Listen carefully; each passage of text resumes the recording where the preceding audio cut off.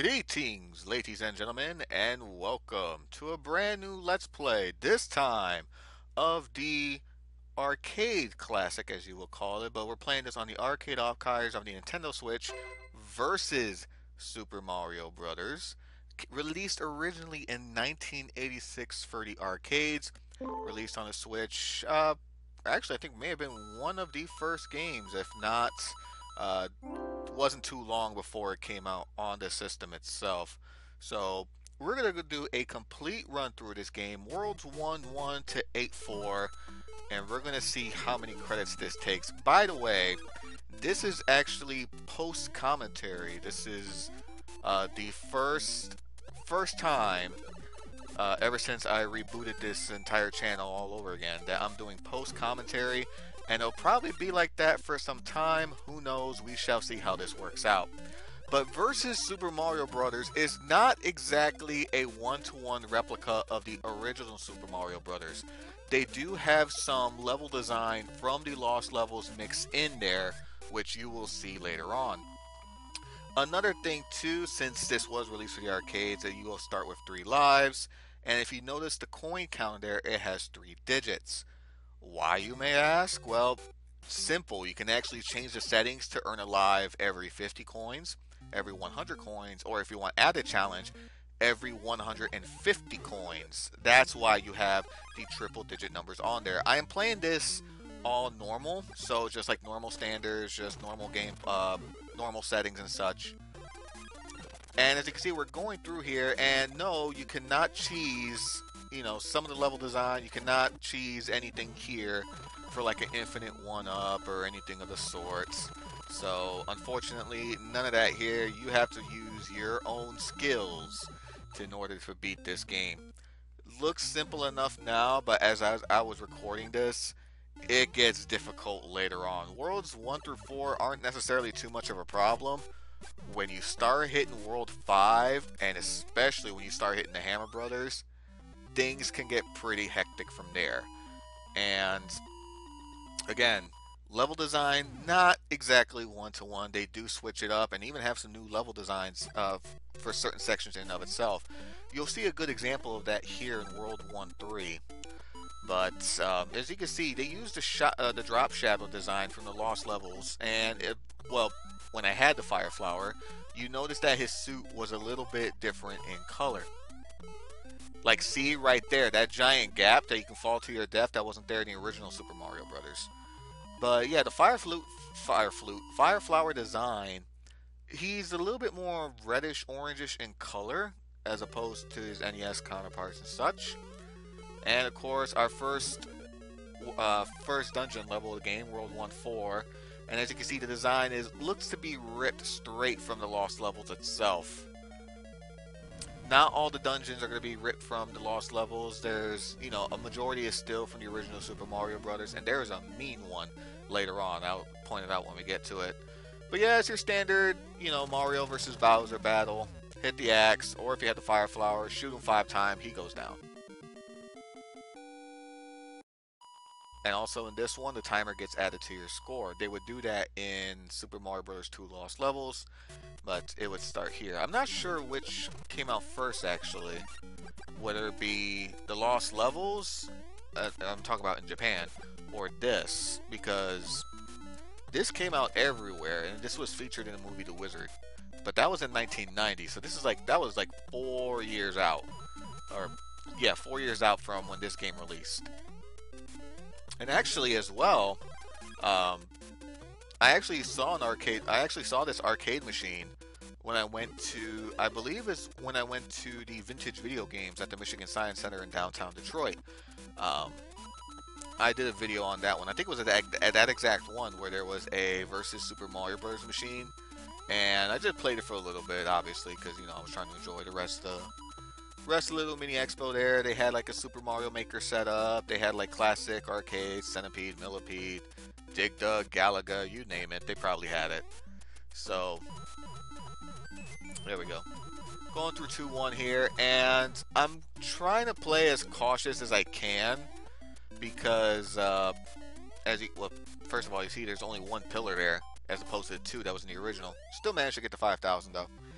But I try to play very cautiously with this game because I know that this is not like I knew for myself this wasn't the 1-1 Mario, so I try to make sure I pay attention and all that stuff. And trying to be cautious for me personally was a bit of a downfall for a bit. Not around, probably not this, from what I remember, probably not in this one, but you'll see it later on. So we make our way through the water level here. The water levels I find the most comforting about this. This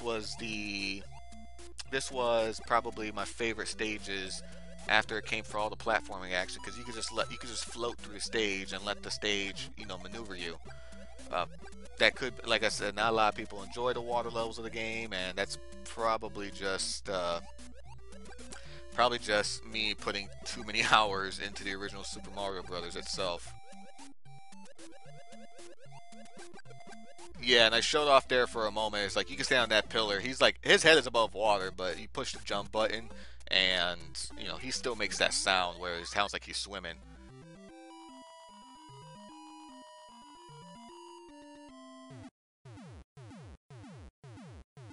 6 fireworks here. I'm not sure if the criteria is still the same. I doubt it though.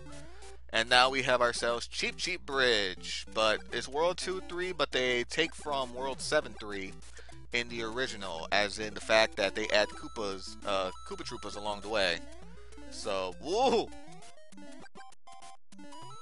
I don't even know why it's just, oh crap. And of course I fucking ran into that one. I pulled something, it tends to happen to me when I play a video game sometimes. I can pull like some of the most dynamic, some of the most epic shit out there.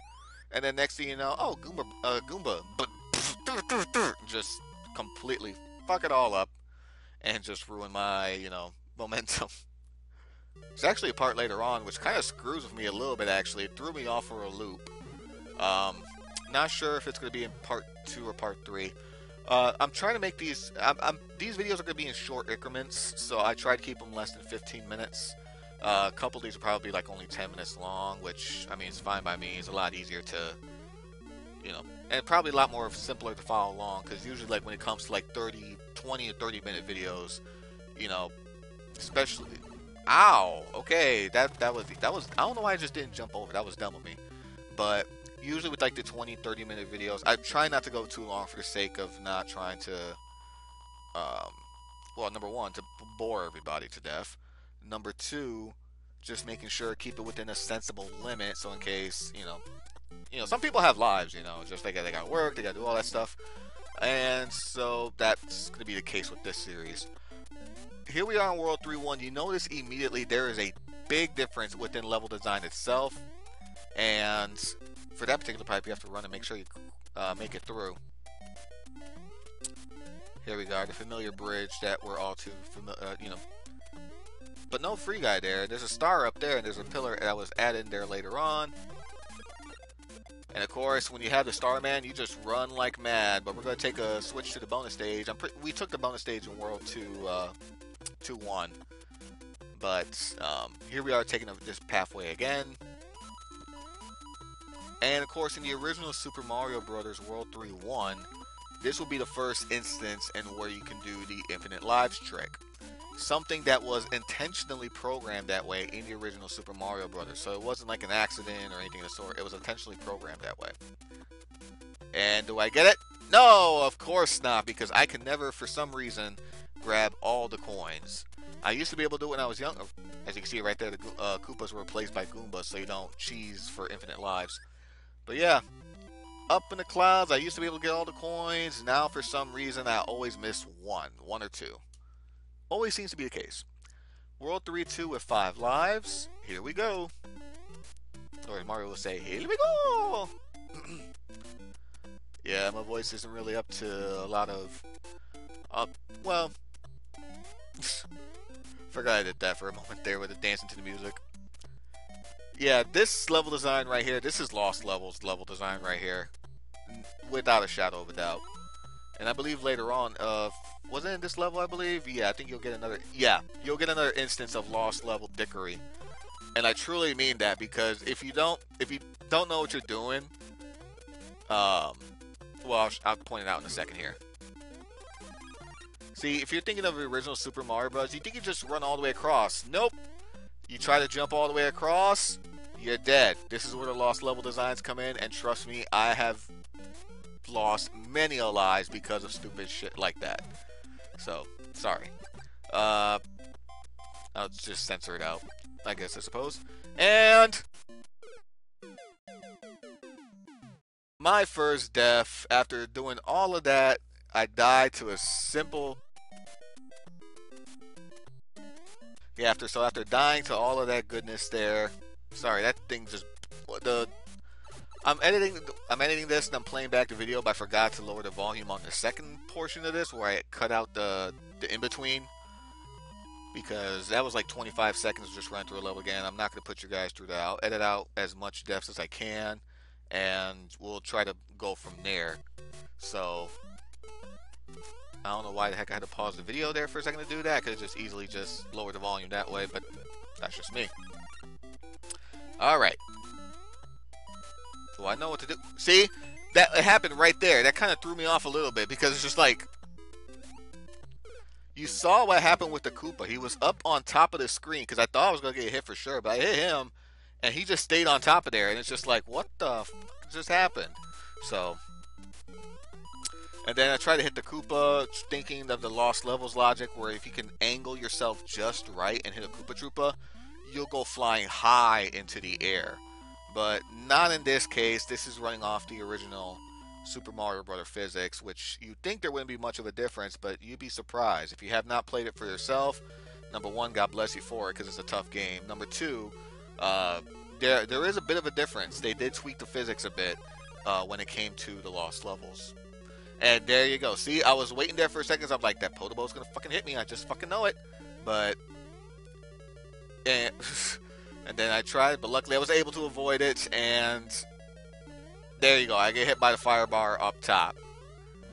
Of course, because my dumbass can't go a level without, trying to die or something like that. But here we go. So that'll take care of that. We rescue the toad of the third castle. And that's going to do it for this episode of Versus Super Mario Brothers here. So, with that, do like to thank you guys for watching. Hope you have yourselves a fantabulous night. Love, peace, and chicken grease to all of the awesome ones out there. And may you have yourselves a fantabulous evening.